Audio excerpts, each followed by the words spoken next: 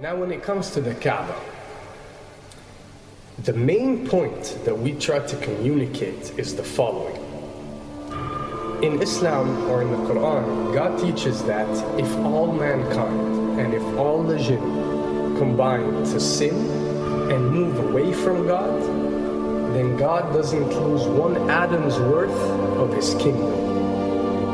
And if mankind and jinn combined to dedicate every second of their life to prayer and to worship of the one God, then God's kingdom doesn't gain one atom's worth as well. What does this philosophy teach you? It teaches you that God is not in need of you, or your practices, or your worships, or your prayers. You are in need of these practices and these worships. You are in need of God and not the other way around. If you can understand that philosophy, then you can appreciate prayers and what they are meant to do, which is basically enlighten you. So when dealing, for example, with the Kaaba, Muslims are required to go and perform Hajj one time in their life, and it's one of the 5 pillars of Islam. Growing up, most Muslims accept this, and most of them do it without questioning, and this is the essence of belief, and this is great. But at the same time, this doesn't mean that if you question or research, you're going to come back with negative or bad answers. The opposite is actually true. So when we started researching into the esoteric agendas and we started researching the elite, we found out how much certain type of practices and rituals can affect your lives. So when we went and placed this on Islam, we developed an even deeper respect for this religion and a far deeper respect for God and the creator of us. So when you go to the Kaaba and you circle around it 7 times, the essence of this worship is not that you are worshiping a stone, or that you are worshiping a house, or that you are worshiping a Kaaba. The Kaaba is merely the focal point or the centerpiece that all Muslims have to unite and focus their energy and prayers towards in a practice that is actually worshiping God.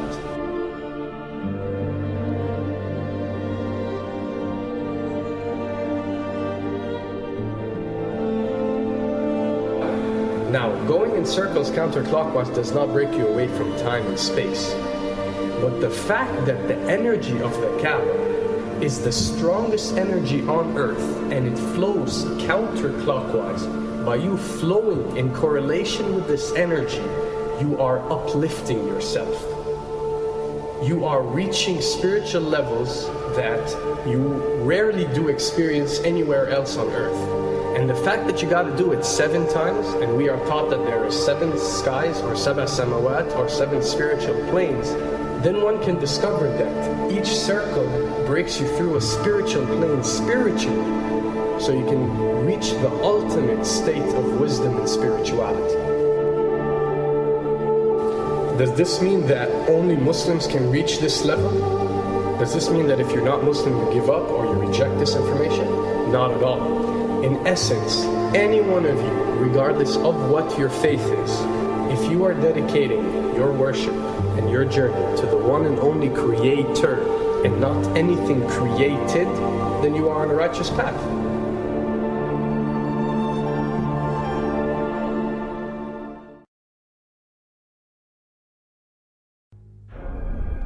To begin with, the significance of 911. What you have to understand, and what we are trying to explain, is that when dealing with extra dimensions, or when dealing with beings from extra dimensions like jinn, for example, or when dealing with the Illuminati, or the elite, or people that follow a certain type of esoteric agendas, although me and you communicate through words and letters, they have chosen a different type of language. And this is a cross-boundary type of language. This is a language that goes across the boundaries, understood by all. And this is the language of numbers and shapes. And this is why whenever you do research about these groups, you'll find out that they practice something called sacred numerology and sacred geometry. What does this mean? It means that each number is given a meaning. Each shape is given a meaning. A meaning is communicated whenever a shape is presented or a number is presented by these specific groups. I'm not talking about random people or random groups. We're talking about specific groups that follow this type of agenda.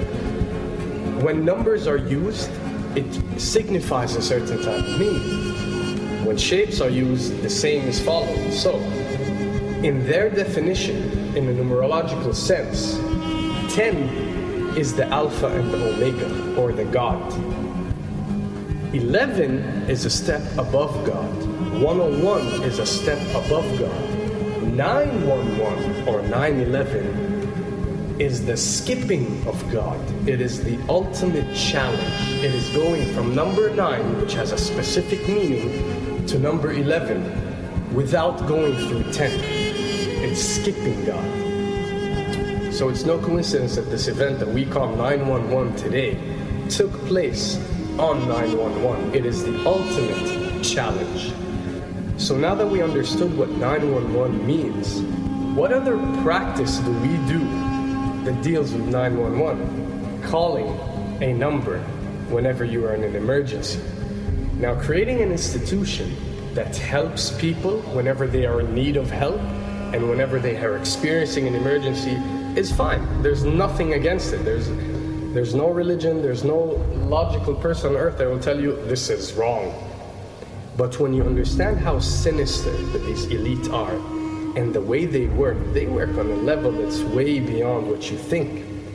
So the fact that when you're experiencing an emergency or when you are in need of help, you have to pick up a phone and dial 911, which is the ultimate numerological definition of skipping God, then you'll understand how these people work.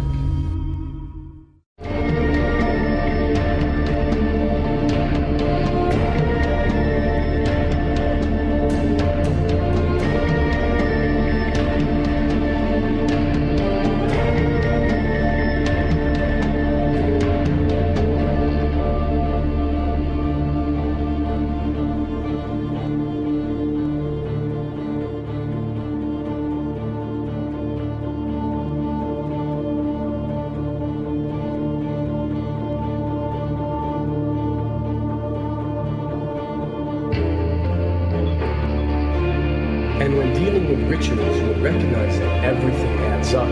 For something to be a ritual, everything has to be in place, everything has to be perfect.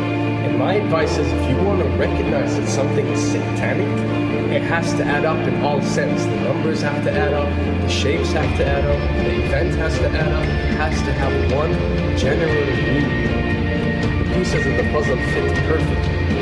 That's when we recognize when something is ritualistic or satanic.